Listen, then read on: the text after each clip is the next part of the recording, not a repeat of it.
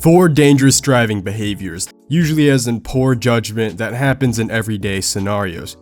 Trying to stop on a multiple lane road to let someone go. So on a single lane road, stopping traffic to wave someone to go, that's okay.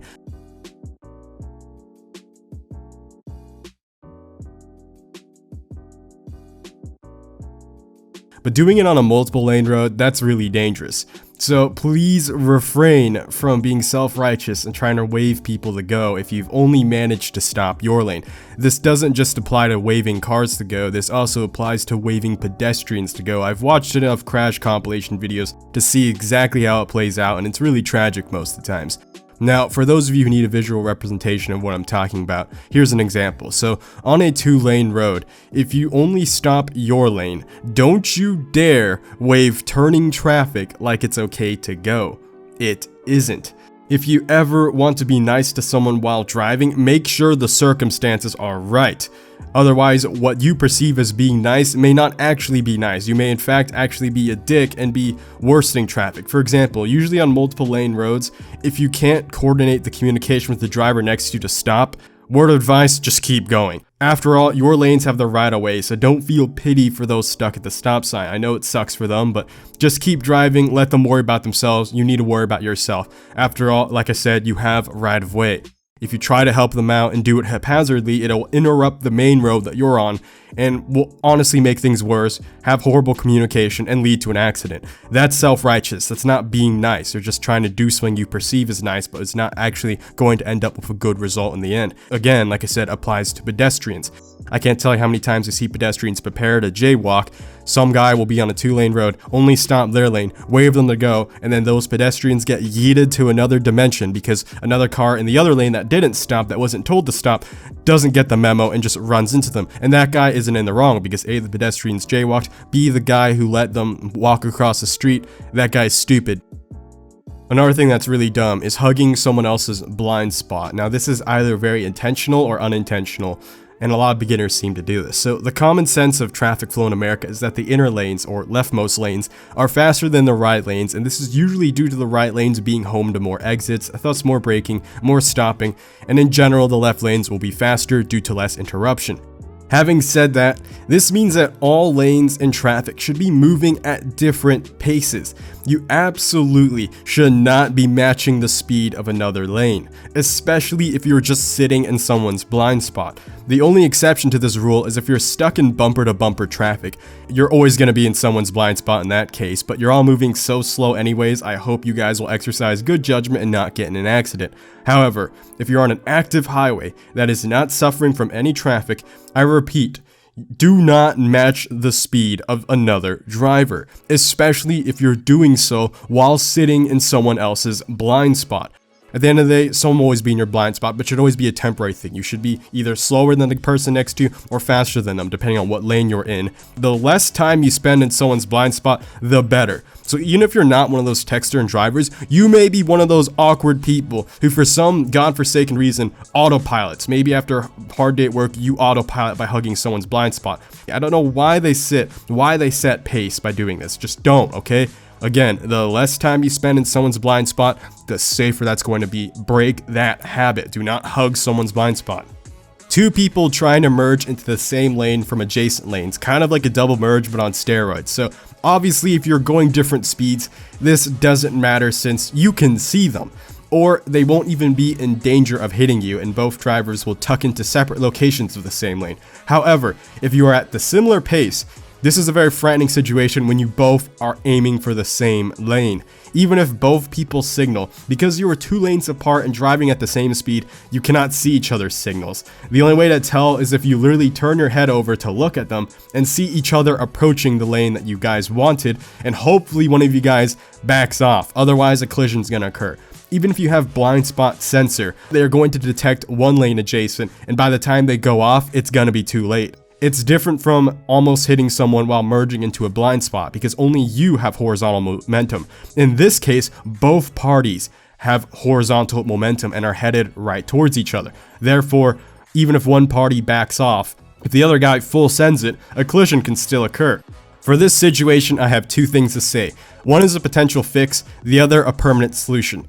For the potential fix, to reduce the chances of double merging, I recommend signaling while you gradually merge over. Aside from merging gradually, make sure to always turn your head when signaling. That's another way to completely cancel the chances out. However, if you don't feel comfortable constantly turning your head, maybe you want to keep your eyes on the front of the road as long as possible. Here's my permanent solution to this, and in my opinion, a much more ease of use thing, something that I personally could not live without once I started using it, especially if you have a car with really big C-pillars. I don't know about you, but I'm someone who will always take a guarantee fix over a potential fix. I'd rather stop the problem from occurring than minimize the damage after it's already occurred. So here's a way to permanently avoid that situation. Use wide-angle blind spot mirrors. No, this is not sponsored, by the way. I'm recommending this because I think it's actually going to save people's lives. It's going to save you a ton of money, especially considering how cheap these mirrors are. I'm not recommending a specific brand. I'm just recommending the item in general. So these wide-angle mirrors can see 2 lanes adjacent on both sides, and they cover blind spots entirely. I have them on my Corvette, in fact, and they make one specific to whatever model car you have. They come in all shapes and sizes, and they're like between $5 to $20. And before someone says, well, they look ugly and stupid, no one has pointed them out yet. If I don't point them out to people, no one even sees them. Also, cars like Mustangs actually come with them on these days. Honestly, mirrors are like the least aesthetically cared about portion of your car, and if someone did make fun of me for it, who cares? It's not a super big ricer mod that's taking up everyone's line of sight. So the cool thing about these mirrors is that they see so much. You can even use them as rear view mirrors. That's how much they see. They can see behind you, as directly behind you. So if you have a big spoiler or you have a small back window, these can actually help with that as well. So here's a comparison of what wide-angle blind spot mirrors can see versus blind spot detectors versus just regular mirrors. I have this weird fear of what if my blind spot detector suddenly breaks and everything else in my car is fine, but I'm so used to relying on it that I'll look at it, it won't give me a signal, and I'll just send it into the other lane, only to realize that there was someone actually there. Also, depending on how motorcyclists ride in a lane, sometimes they ride to the leftmost, sometimes they ride to the rightmost. They may not show up in blind spot detectors as well. You know what will always show up? You know what's never going to lie to you? Or at least I hope it doesn't. Your eyes. Your eyes will never lie to you. When you look at a mirror, light has been refracted or reflected from something that tells you that that object is there.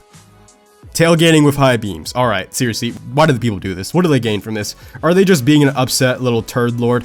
You're only making it harder on yourself and the person in front of you anyways. The logic of tailgating in general is to hope that it pressures the person in front to speed up. And when you do tailgate someone with high beams on as well, they're not going to drive faster. They will probably drive even slower since you're blinding them, and now they're going to go slower out of caution. So tailgating with high beams, that just is stupid. It's very petty. Oh, I had a bad day at work. I need to take my anger out on some stranger. Man, you wouldn't understand. Don't tell me how to live my life. I usually don't tell people how to live their lives unless it puts someone else's life in danger, in which case, yes, I will tell you to live your life. You are stupid for tailgating with high beams. It is dangerous. You're endangering your life and someone else's. Off your douchebag.